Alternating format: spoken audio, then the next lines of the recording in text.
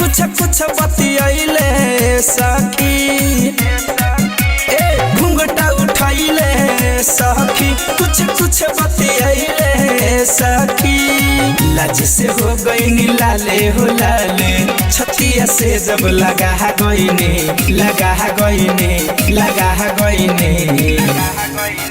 सुहाग के रहे रतिया सखिया चुमा देवे में लजा गईनी सुहाग के रहे रतिया सखिया चुमा देवे में लजा गईनी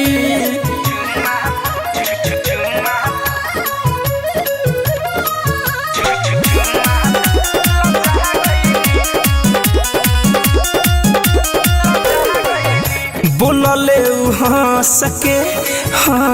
के कोरावा में कह सके जब धैले कलैया हो हमर हीरो सैया हो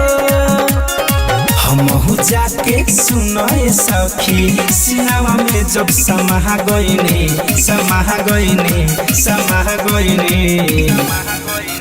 सुहाग के रहे रतिया सखिया चुमा देवे में लजा गईनी सुहाग के रहे रतिया सखिया चुमा देवे में लजा गईनी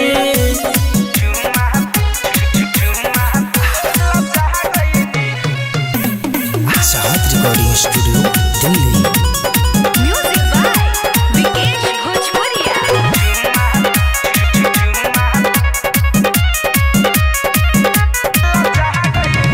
चुसे गईले ओ ठके हमारा के पोटके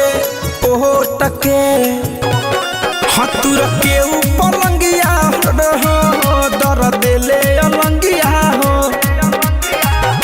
मिठू धनंजय बलम के रात भर जगह गईनी